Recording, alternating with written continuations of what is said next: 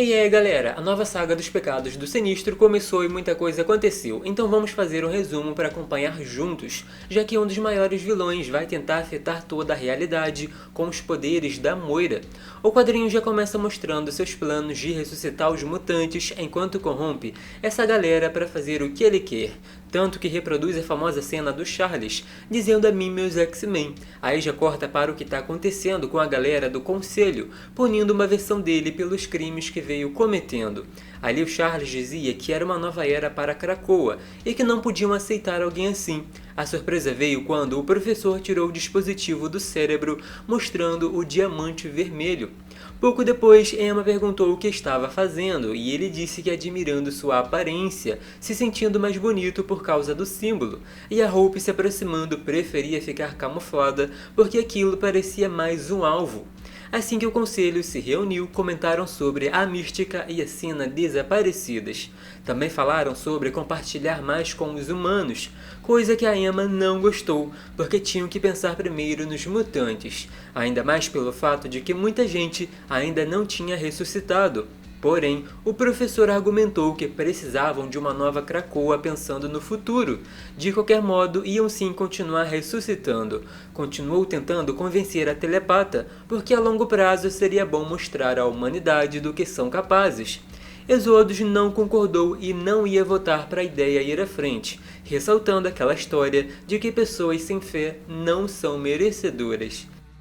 Tempestade e Lince Negra se preocuparam sobre como seria na prática porque o trabalho ia aumentar muito, mas Charles e Emma tiveram a ideia do Forge continuar o trabalho do Sinistro e as 5 em uma focar na mente da humanidade, o que para Kate não pareceu uma coisa que o Forge e as Cuckoos têm vontade de fazer. Então Charles e Emma mais uma vez tiveram a ideia dela usar telepatia para deixar todo mundo ciente e de acordo. Aí partimos para o que aconteceu em um ano com o Jameson encontrando Ben para falar sobre um assunto bem suspeito. O editor comentou sobre não lutar contra heróis. De repente, foi atingido com uma substância para saber se foi corrompido de alguma forma, o que aparentemente ainda não tinha acontecido. Aí continuaram falando sobre seu trabalho como jornalista e as coisas que descobriu. Tinha alguém implantando um gene X limitado para garantir a imortalidade. Mas do jeito que falou parecia um vírus e quem tinha podia ser manipulado a qualquer momento para se comportar de modos ruins, dando espaço aos piores impulsos. Então pensar que pessoas poderosas já tinham um suposto vírus seria assustador, e era quase certo que tinham começado com isso para dominar o mundo. Aí sabemos que aquele teste era falso, foi liberado de propósito para confundir a mente de pessoas que queriam se opor a essa dominação.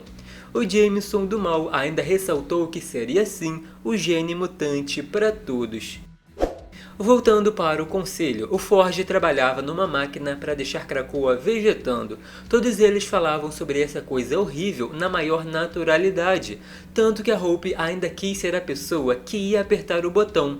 Nesse momento, podemos ver os efeitos causados pelo canhão, o Cifra vendo o estrago e sendo pego de surpresa pelo Wolverine, ao mesmo tempo que a Emma, extremamente malvada, mais bonita e poderosa como de costume, enviou uma mensagem telepática para todas as pessoas do planeta, afirmando que a Orquídea atacou e matou a ilha, consequentemente apagando o banco de memórias dos humanos, por isso sobrando apenas dos mutantes por causa dos métodos místicos, mas iam continuar trabalhando para cuidar disso e parar o ataque. Mais à frente podemos ver os Vingadores se unindo aos X-Men para lutar contra a Orquídea. A Moira até apareceu dizendo que o Nimrod devia sair dali e não ser um tolo, mas ele disse que não ia recuar. No fim das contas, os heróis saíram com a vitória e o Ciclope comentou com o Capitão América sobre os acontecimentos e que mesmo assim era difícil diminuir o preconceito. Detalhe interessante foi ver as mentes geniais como o Senhor Fantástico, Forge e Homem de Ferro trabalhando juntos, assim como Thor e Tempestade. Também a interação do Steve com o Scott, dizendo que se tornaram X-Men honorários, um capitão mutante.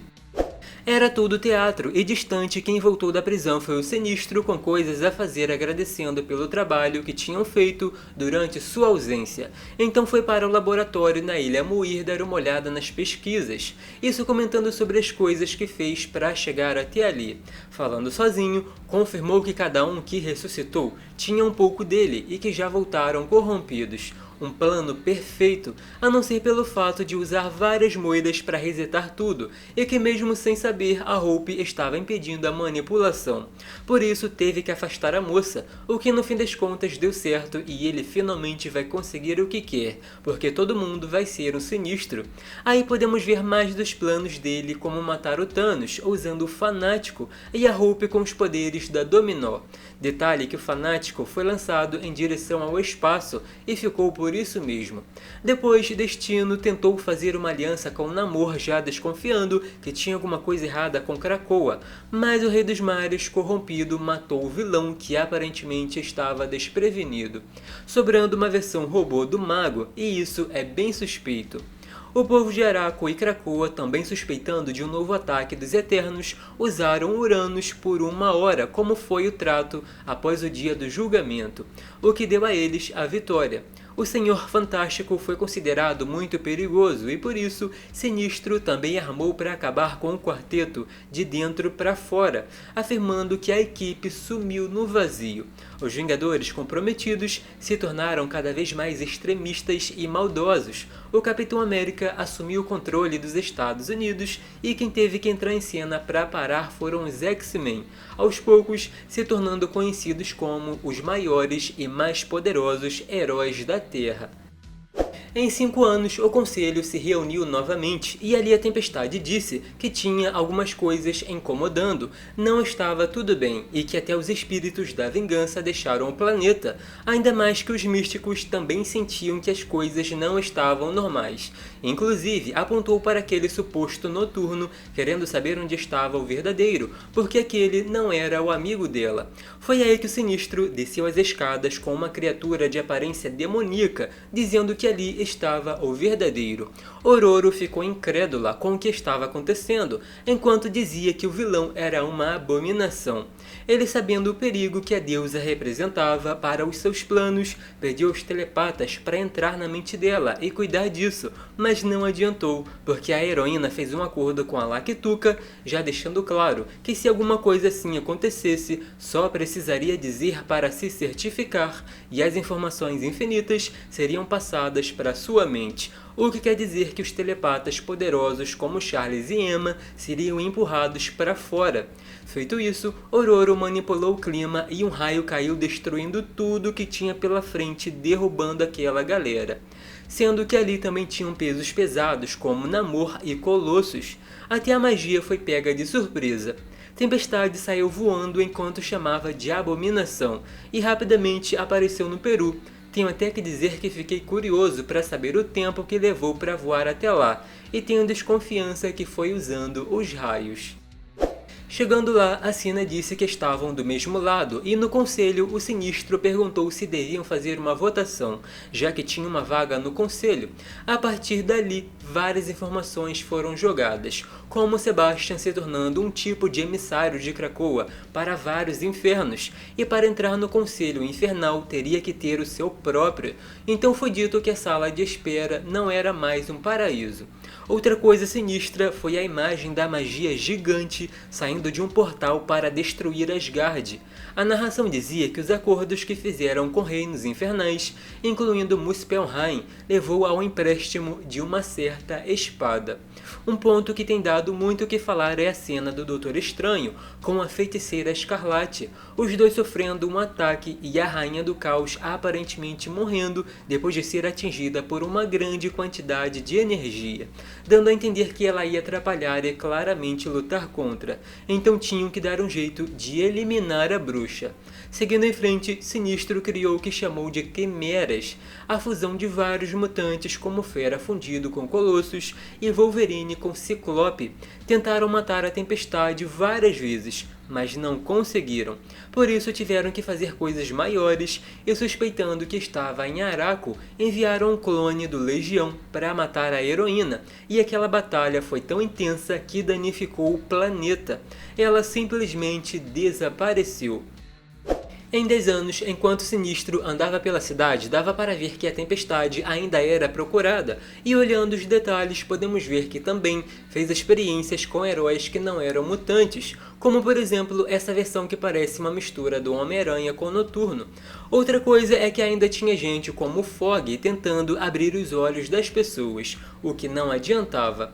Voltando para o conselho, chegaram à conclusão de que estava na hora de deixar o mundo ver o Diamante Vermelho, que podiam usar os genes do Noturno e que vários impérios da galáxia se incomodaram, o que quer dizer que não ia demorar para começar uma guerra. O vilão disse para não se preocuparem com isso, então a Emma muito tranquilamente perguntou quem queria se preparar para uma guerra no espaço. Sinistro ficou desapontado porque alguns queriam, e até citaram o pensamento que suas versões originais têm, como Charles ter um sonho, Emma se preocupar com as crianças, Exodus sempre falando das crenças, e a Hope se vendo como alguém que tem a responsabilidade de salvar as pessoas. Charles deixou claro que, como um conselho, podem ter opiniões diferentes, mas vão trabalhar juntos para fazer dar certo. Se afastando dali, o vilão comentou sobre precisar das personalidades daquela galera, ao mesmo tempo que acabou dando a eles coleiras muito longas. Inclusive pensou que ia conseguir fazer mais pesquisas com a Moira antes de um ataque alienígena acabar com o planeta. Estava ciente de que aprendeu muito, porém se irritou com o dispositivo de teleporte dando defeito. Voltando para a Ilha Muir, viu que consertar seria fácil para entrar no laboratório, que seria complicado. Então ativou o sistema de avalanche, deslizando com uma chegada nada agradável, já que caiu com tudo, todo sujo de lama. Aí que veio a surpresa, o laboratório sumiu e ele viu que alguém levou tudo, incluindo as moiras, e para finalizar ainda se assustou porque percebeu que ficou preso.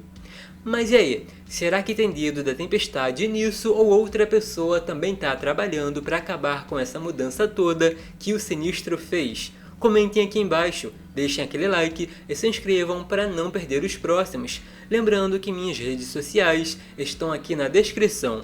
Até mais!